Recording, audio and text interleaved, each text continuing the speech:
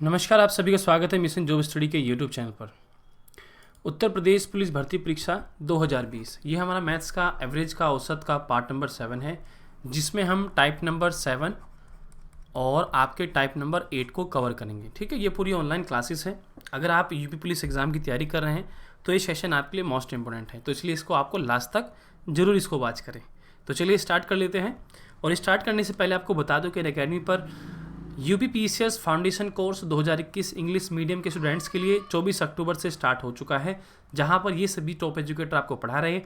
आपको बता दें कि यहाँ पर जो सभी क्लासेस चलेगी वीकेंड पर चलेगी, 6 आवर एवरी सैटरडे और संडे चलेगी ये, जिसमें मेंस और इंटरव्यू के प्रिपरेशन आप इसमें कर सकते हैं। इसकी फ़ीस टोटल 8,400 रुपये रखी गई है, लेकिन अगर आप refer code AK live use करते हैं तो 7,560 रुपये का आपको ये मिल जाएगा। ये अनअकैडमी का first English medium foundation course है यूपीपीसीएस 2021 के इंग्लिश मीडियम वाले अभ्यर्थियों के लिए, तो इसलिए आप इसे ज्वाइन कर सकते हैं अगर आप चाहते हैं। वीडियो के डिस्क्रिप्शन में लिंक दिया गया है। ये आपको अनअकैडमी के लर्निंग ऐप पर मिलेगा। तो देखो, हम यहाँ तक पहुँच चुके थे। इससे पहले के जो प्रश्न थे हमने कर लिए थे। ठीक है, अब आगे के प्रश्नों को हम करेंगे। ठीक है, तो जैसे हमारे सामने प्रश्न लिखा गया है कि किसी कार्यशाला में कार्य करने वाले सभी श्रमिकों का औसत वेतन कितना है? 8,000 रुपये है। इनमें से 7 तकनीशियों का वेतन जो है 12,000 रुपये है। शेष श्रमिकों का औसत वेतन 6,000 रुपये है। इस कार्यशाला में काम करने वाले श्रमिकों की कुल संख्या में बतानी। देखो, इस बार क्या हुआ, हमें कुल श्रमिकों की संख्या बतानी है। ठीक है, तो उसमें से 7 तकनीशियन दे रखे हैं, फिर शेष जो बचे हैं 7 में से मान लीजिए 7 तो थे, फिर जो टोटल थे टोटल में 7 घटाए, जो शेष बचे वो उनका वेतन इतने रुपए है। तो इस कार्यशाला में काम करने वाले कुल श्रमिकों की संख्या हमें बतानी है कि भाई क्या है। तो देखो उसको कैसे करेंगे, सिंपल तरीका है इसका। यहाँ पर लिखते हैं कि कुल व्यक्ति लिख लेते हैं ना, तो ये कितना है? 7 तकनीशियों का औसत, 7 तकनीशियों का औसत। और ये शेष जो लिखा है शेष व्यक्ति, ठीक है, तो यानी कि शेष, इसको व्यक्ति लिख लेते हैं तकनीशियन को, तो शेष हम मान लेते हैं, माना शेष जो है वो x है, x व्यक्तियों का औसत, इसको x मान लेते हैं।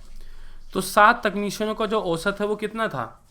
वो 12,000 रुपये था, और जो शेष है उनका 6,000 रुपये था। सभी श्रमिकों कुल जो वो था आपका औसत वेतन, वो आपका 8,000 था।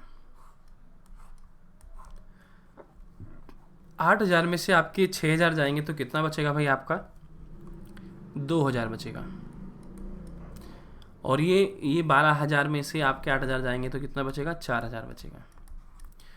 तो इसे काट देंगे, अनुपात कितना आ जाएगा? 2 से काटेंगे, फिर 1 और ये 2, यानी कि जो 7 तकनीशियन है व्यक्ति हैं और जो शेष व्यक्ति हैं, इनका जो अनुपात आया है, ठीक है, ये इनका जो अनुपात आया है वेतन का 1:2 आ चुका है। ठीक है, क्लियर?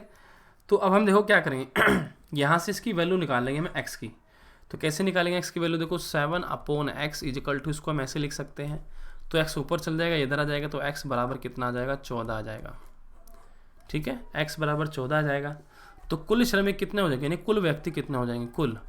तो भाई 14 तो ये रहे शेष, और 7 ये थे आपके, तो ये कितने हो गए? 21 हो गए। इन्हें जो है आप ऐसे कर सकते हैं। क्लियर? उम्मीद है आप इसको समझ चुके होंगे। अगले प्रश्न की ओर बढ़ते हैं। अगला प्रश्न ये रहा आपका, कहता है कि किसी कक्षा में कुल छात्रों की जो औसत आयु है वो 40 वर्ष हो तथा कक्षा में 32 वर्ष औसत आयु वाले 12 छात्र और आते हैं, जिससे औसत आयु 4 वर्ष घटती है, तो पहले छात्र थे, तो पहले छात्र हमें बताना है। ठीक है, तो यहाँ भी देखो हमें कुल छात्र नहीं बताए गए हैं, सिर्फ और सिर्फ 40 बताया गया कि इनका औसत 40 है। कक्षा में 32 वर्ष के जो छात्र हैं उनका औसत आयु वाले जो 32 एज वाले औसत आयु वाले हैं, वे टोटल 12 छात्र हैं सिर्फ, और जिससे औसत आयु 4 वर्ष घटती है, तो पहले छात्र थे। तो देखो इसने हमसे क्या बोल दिया, पहले तो सबसे पहले इस प्रश्न को हम समझने का प्रयास करते हैं, फिर से पढ़ते हैं। उसने हमसे एक बात कही है, यदि किसी कक्षा में कुछ छात्रों की औसत, देखो कुछ की बात कर रहा है, ये कुछ का है, कुछ छात्रों का जो औसत आयु है वो 40 वर्ष है तथा कक्षा में 32 वर्ष औसत आयु वाले 12 छात्र और आ जाते हैं। यानी कि देखो यहाँ पर और 12 छात्र आ गए हैं, तो ऐसा होने से क्या हुआ है कि 4 वर्ष जो है घट जाती है। तो पहले छात्र कितने थे हमें बताने, बहुत सिंपल है। सबसे पहले हम क्या करेंगे, कुल छात्र वाला लगाएंगे यहाँ पर, ठीक है। तो हम क्या लिखेंगे, कुल छात्र। कुल छात्र क्या होंगे, देखो भाई स्टार्टिंग में जो मतलब जिनका 40 एज औसत आयु था, तो पहले x इसमें लिख लेते हैं। माना जो पहले छात्र थे, यहाँ पर जो कुछ छात्र थे, माना पहले जो कुछ छात्र थे वो x थे, x छात्र थे वो, ठीक है, जो कुछ थे।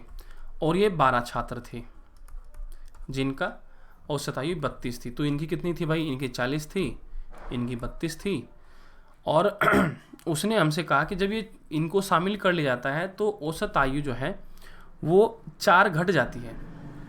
जब इन पहले छात्रों में जब उनको ऐड कर लिया इन x में, जब हम इन 12 को ऐड कर लिया है तो औसत आयु 4 वर्ष घट गई। यानी कि पहले कितनी थी, 40 में 4 जाएगा तो कितना आ जाएगा, 36 आ जाएगा। कितना आ जाएगा, 36 आ जाएगा। तो यानी कि 36 में से 32 गया तो कितना आएगा भाई, 4 आएगा। 40 में से 36 गया तो भाई आपका 4 आएगा। अनुपात कितना आ जाएगा यहाँ पर आपका, ठीक है, अनुपात कितना आ जाएगा, 1। यही 4 से काट देंगे ऐसे करके तो 1 आ जाएगा। यानी कि x छात्र और 12 छात्र का जो अनुपात आया है 1:1 आया है। इस 12 को उधर भेज देंगे, x की वैल्यू निकल जाएगी। तो भाई हमारे पास 12 छात्र आ चुके हैं, ठीक है। तो यहाँ पर जो पहले छात्र थे वो 12 छात्र थे। तो उसने क्या पूछा था, यही पूछा था और यही हमारा उत्तर है, ठीक है। अगले प्रश्न की ओर बढ़ते हैं। कोई कंपनी प्रति मास जो वस्तुएं बनाती है उनका औसत पहले 3 महीनों का 4000 है। अगले 9 महीनों में प्रति मास औसतन कितनी वस्तुएं बनाएं ताकि पूरे वर्ष में वस्तुओं का प्रति मास औसत 4375 हो। बहुत ही अच्छा प्रश्न है। कोई कंपनी प्रति मास जो वस्तुएं बनाती है उनका पहले 3 महीनों का, देखो पहले 3 महीनों कितना है, देखो 3 माह का, ठीक है। अगले 9 माह का, 9 माह का, ये कितना है भाई इसका, यहाँ पर ये तो 4000 है और ये कितना है, ये है आपका, ये निकालना है। देखो अगले 9 महीनों में प्रति माह औसतन कितनी वस्तुएं बनाएं। चलो मान लेते चलो x वस्तुएं बनाएं कि ताकि पूरे वर्ष में वस्तुओं का प्रति मास औसतन जो है वो 4375 हो, ठीक।